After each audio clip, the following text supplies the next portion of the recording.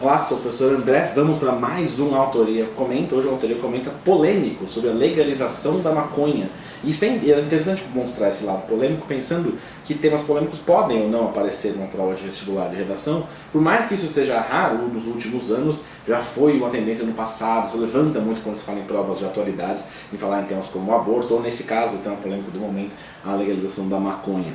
E acho que antes de discutir o tema em si, é importante levar em consideração alguns pressupostos sobre quaisquer tipos de temas que tenham esse determinado tipo de perspectiva, que podem, se forem abordados de maneira unilateral e extremamente chapadas, tornar uma argumentação um pouco complicada, um pouco vaga ou um pouco difícil de se sustentar a partir do momento que você está mais defendendo cegamente uma ideia do que necessariamente refletindo sobre ela. Por outro lado, é muito complicado em temas como esse também estabelecer o bom e velho ficar em cima do muro, porque ficar em cima do muro também muitas vezes torna o seu texto argumentativo muito expositivo e faz com que você não esteja analisando e discutindo a questão, né? E no fim, você acaba falando e não falando absolutamente nada. E é claro que é muito complexo se posicionar em questões cuja noção social a respeito do tema ainda não está formalizada, não existe, digamos assim, um senso comum a respeito de temas como a legalização da maconha, ou como o aborto, ou como outras questões polêmicas também. O que não nos impede de tentar fazer determinados tipos de diferentes formas de reflexão sobre ela. Então a meta aqui, inclusive, é tentar olhar para os dois lados possíveis, e aí você, com informações que você tem do seu conhecimento de mundo, pode tentar formular a sua própria opinião, que essa é a meta da construção do processo de autoria.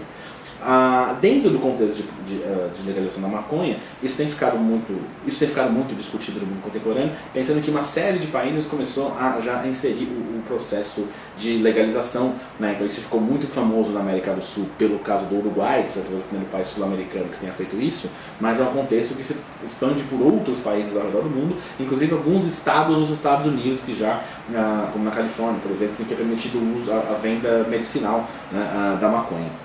E aí isso tem sido colocado em pauta de maneira leve, de maneira sutil. No Brasil, sim, para o futuro, esse é um projeto que vai aparecer ou não em pauta. E aí a questão é se deve ou não aparecer, não é defender se tem mesmo ou não. O que eu acho interessante seria olhar os prós e contras para essa questão e tentar entender o que seriam medidas a favor, o que seriam medidas contrárias. E mais interessante do que isso, se a gente for analisar isso do ponto de vista brasileiro, tentar focar como que a história, a cultura e as particularidades do Brasil especificamente, elas afetariam esse tipo de formulação de uma lei para o Brasil.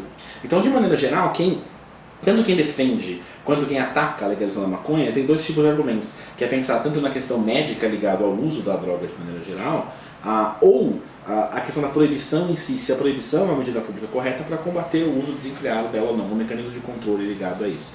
E quanto ao uso médico, isso vai depender muito, se a gente pegar numa redação, por exemplo, do direcionamento que uma coletânea vai dar pra gente. Porque é muito comum a gente ouvir, pesquisas indicam que, então procurando dados sobre isso, se a gente for ver, a gente vai ver às vezes dados conflitantes, que pesquisas indicam que ele atrapalha ou que não atrapalha, que pesquisas indicam que a droga pode ser positiva para determinados tipos de sintomas, pode gerar outros. Então, normalmente, esse tipo de dado, por mais que ele seja importante, ele também remete a gente a meio que um direcionamento muito já pronto. Assim. Se você quer ser a favor, você pode simplesmente manipular os dados a favor, assim como os contra também vão fazer isso.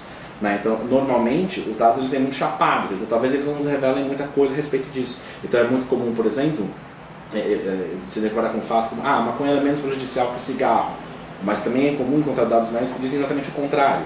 Então a gente fica sempre nesse limbo e não saber o que fazer. Talvez a questão seria discutir a própria proibição como medida pública. E aí, de fato, a discussão pode ser mais pertinente e um pouco mais ampla. Nesses países, tanto que já fizeram essa legalização, a discussão passou muito até por questões financeiras.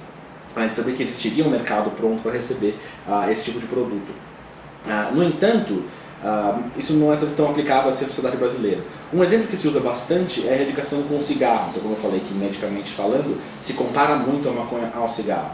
E que muitos argumentos contra vão dizer exatamente isso. Então, a gente ficou anos e anos lutando para combater os males do cigarro, e hoje a gente vai permitir algo que também tem algo parecido, né, de danificar os pulmões, mas outros tipos de mal. O que quem defende a legalização da maconha aponta é que a legalização do cigarro ela não foi feita por meio de proibição. Então a proibição em si seria um problema por ela mesma. E aí ela que deveria direcionar ou não a confecção de políticas públicas a respeito do tema.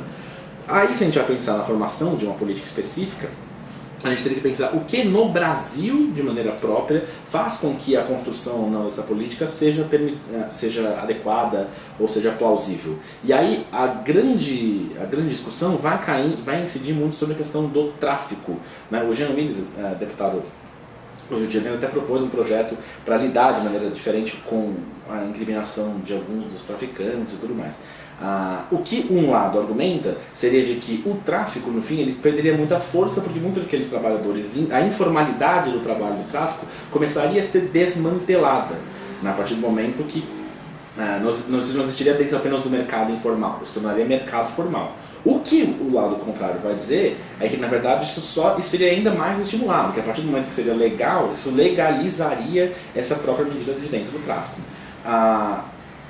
No fim das contas, a nossa meta aqui em trazer esse tema tão polêmico à baila é pensar que, ao opor determinados pontos de vista, vão existir algumas ideologias por trás de ambas as perspectivas. E você, como bom candidato, vai ter que saber pesar. Aí é uma coisa que eu vou ter que dizer para você: siga exatamente esse caminho.